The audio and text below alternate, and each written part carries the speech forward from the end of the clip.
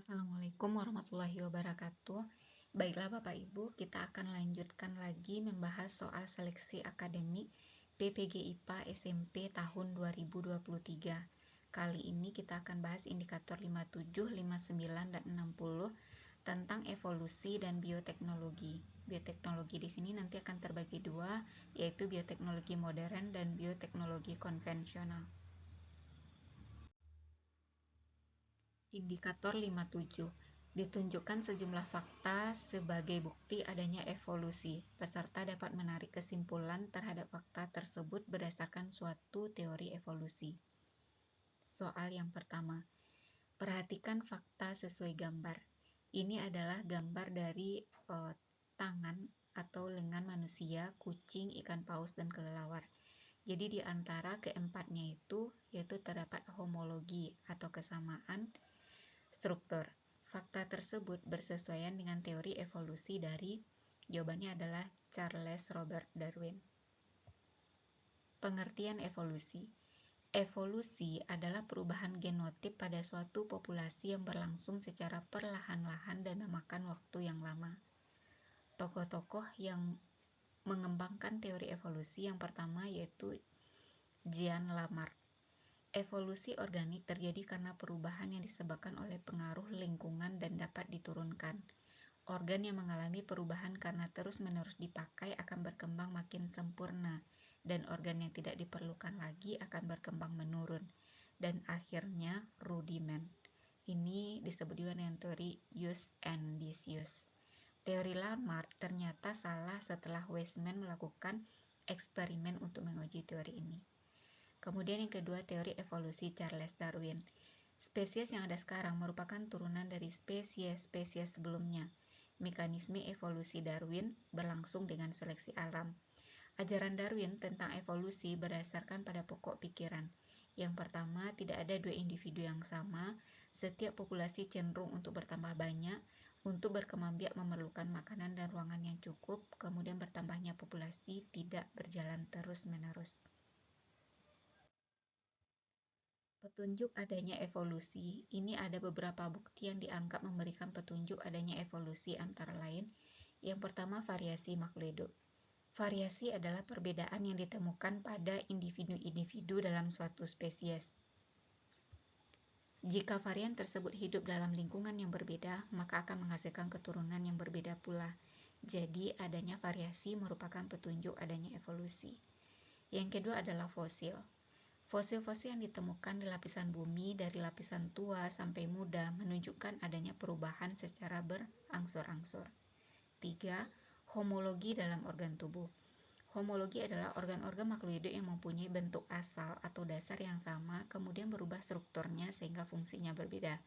Misalnya sayap burung homolog dengan tangan manusia, kaki depan kuda homolog dengan sirip atau sirip dada ikan paus. Analogi adalah organ-organ tubuh yang mempunyai fungsi sama tetapi bentuk asalnya berbeda. Contoh, sayap serangga dengan sayap burung. Lalu ada embriologi perbandingan. Beberapa kelas vertebrata seperti ikan, reptil, burung, dan mamalia, walaupun tubuh individu dewasanya berbeda jenis satu sama lain, namun fase awal dari perkembangan embrionya sangat mirip. Kemudian ada petunjuk secara biokimia, kemudian ada perbandingan fisiologi organisme, kemudian petunjuk alat tubuh yang tersisa. Ini adalah bukti-bukti dari teori evolusi. Ini adalah gambar perbandingan antara teori evolusi Lamarck dengan teori evolusi Darwin. Kalau teori evolusi Lamarck menyatakan bahwa awalnya jerapah itu berleher pendek. Kemudian untuk menjangkau makanan berupa dedaunan yang tinggi, maka lama-kelamaan lehernya ini akan semakin panjang. Makanya sekarang yang tersisa itu adalah jerapah berleher panjang.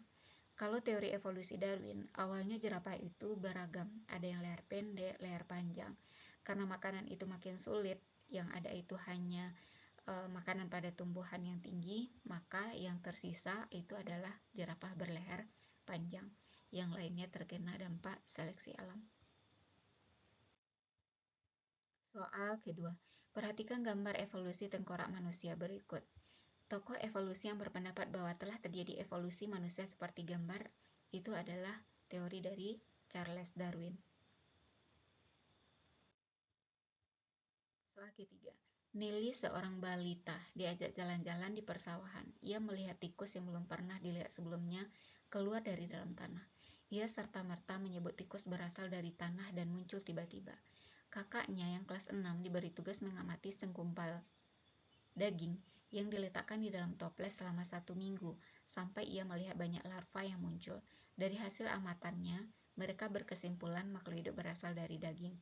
Simpulan yang ada dalam pikiran Nelly dan kakaknya sama dengan pemikiran ilmuwan zaman dulu yang kemudian mendasari pemikiran teori asal-usul kehidupan, yaitu makhluk hidup muncul dan dari benda atau makhluk hidup secara spontan dari generasi ke generasi.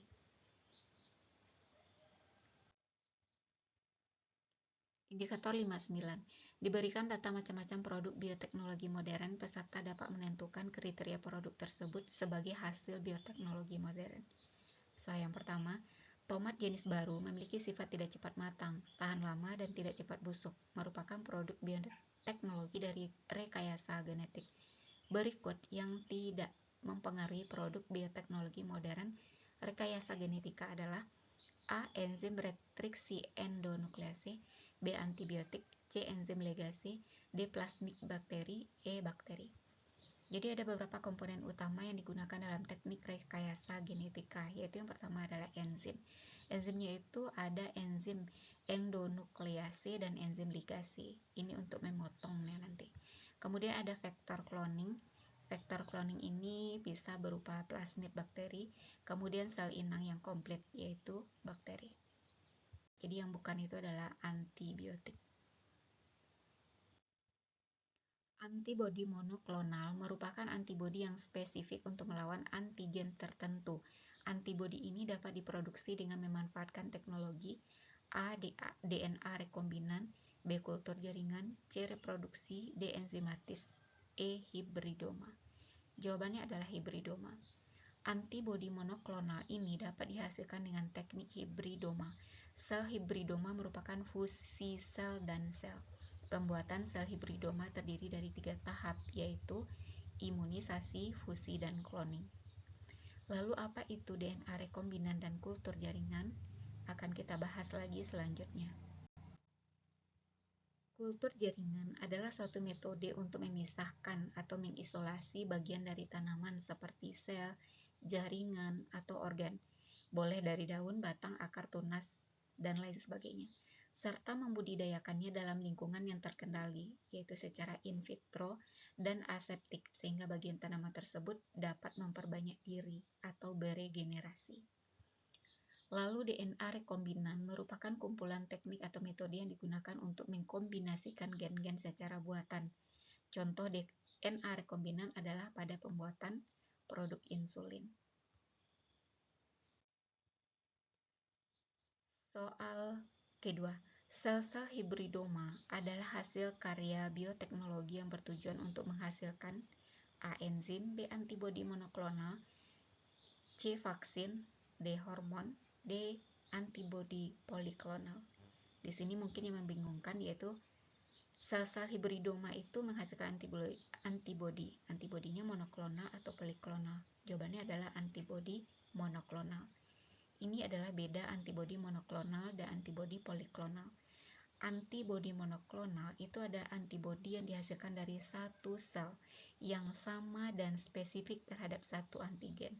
Antibodi monoklonal diperoleh melalui fusi sel antara sel B dari hati dan sel penghasil tumor.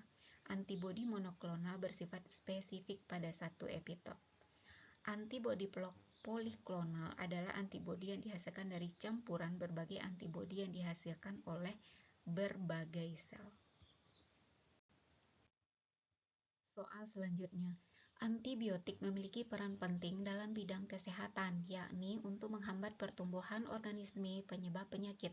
Pasangan yang benar dari mikroorganisme dan antibiotik yang dihasilkan adalah A. Streptomycin aurifacien untuk menghasilkan tetrasiklin dan Penicillium notatum untuk menghasilkan penisilin. Kita lihat di sini yang berbeda itu adalah yang bagian yang ini saja, Sedangkan untuk Penicillium notatum kita tidak perlu cari lagi, ini pasti dihasilkan oleh penisilin.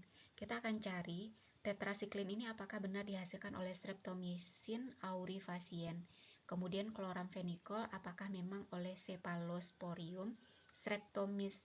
Streptomycin apakah memang oleh Streptomycin facien. Jadi kalau penisilin memang diproduksi oleh jamur seperti Penicillium, ada yang notatum, ada yang chrysoginum, serta beberapa jenis jamur yang tergolong dalam Streptomyces. Lalu tetrasiklin dihasilkan oleh genus Streptomyces, yang paling spesifiknya itu adalah Streptomyces aurifacien. Ini untuk jenisnya. Jadi yang benar itu adalah yang A.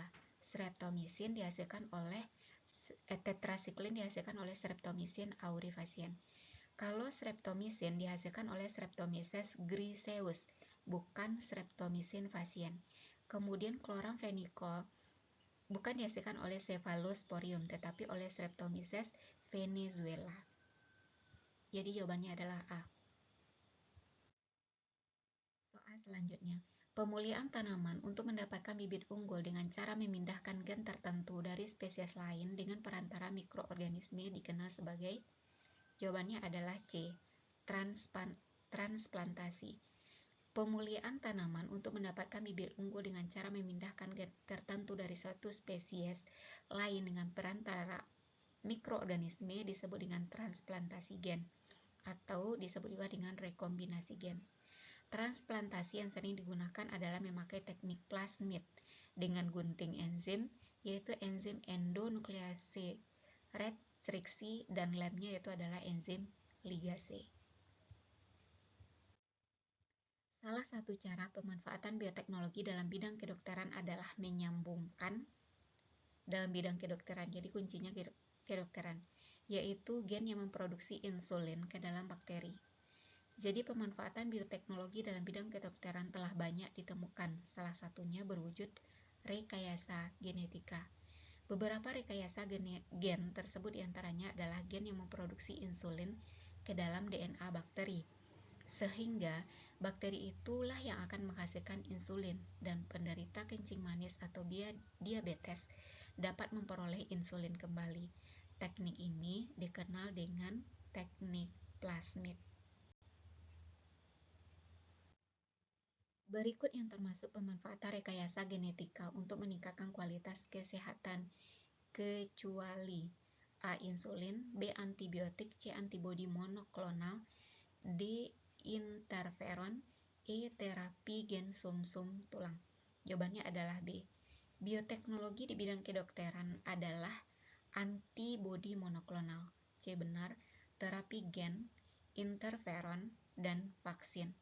Terapi gen juga. Jadi yang tidak itu adalah antibiotik. Indikator 60. Diberikan data macam-macam produk makanan hasil fermentasi. Peserta dapat menentukan kriteria produk tersebut sebagai hasil bioteknologi sederhana. Contoh, disajikan data nama mikroorganisme. 1. Rhizopus oligosporus. 2. Lactobacillus bulgaricus. 3. Monila cytophila. 4. Streptococcus. Bioteknologi konvensional sering dipakai dalam kehidupan sehari-hari masyarakat. Pada pembuatan tempe terjadi proses fermentasi mengubah protein jadi asam amino. Sedangkan pembuatan yogurt terjadi fermentasi pengubahan laktosa menjadi asam laktat. Mikroorganisme yang digunakan untuk membuat tempe dan yogurt. Tempe yaitu oleh Rhizopus oligosporus atau boleh juga Rhizopus oryzae. Kemudian yogurt yaitu Lactobacillus bulgaricus. Jawabannya 1 dan 2. Ini adalah tabel tentang produk bioteknologi konvensional terutama di bidang pangan atau makanan, mulai dari bahan serta enzim dan agen biologi atau mikroorganismenya. Yang pertama tempe, yaitu bahan dasarnya kedelai, sedangkan agen biologisnya adalah Rhizopus oryzae. Kecap, kedelai juga, agennya itu adalah Aspergillus wenti. Oncom, dari bungkil kacang, mikroorganismenya adalah Neurospora crassa. Tape atau tapai, bisa dari singkong, bisa juga dari ketan, Saccharomyces cerevisiae. Toco dari kedelai, Aspergillus soyae. Yogurt, Streptococcus thermophilus, bahan dasarnya susu. Keju juga dari susu, mikroorganismenya adalah Lactobacillus lactis. Mentega juga dari susu, Streptococcus lactis. Hubungan yang benar antara mikroba dengan produk yang dihasilkan melalui proses bioteknologi adalah A. Penicillium camemberti untuk menghasilkan nata de coco. Ini salah, karena untuk membuat nata de coco, mikroorganismenya adalah Acetobacter selinum. Acetobacter selinum untuk buat keju, salah. Acetobacter selinum tadi untuk membuat nata de coco, sedangkan keju dengan bantuan Lactobacillus lactis. Rhizopus oligosporus sebagai PST atau protein sel tunggal, ini juga salah, karena yang PST itu salah satu contohnya adalah Spirulina sp. Lalu Candida utilis, tempe, ini salah, tempe itu oleh Rhizopus oryzae atau Rhizopus oligosporus.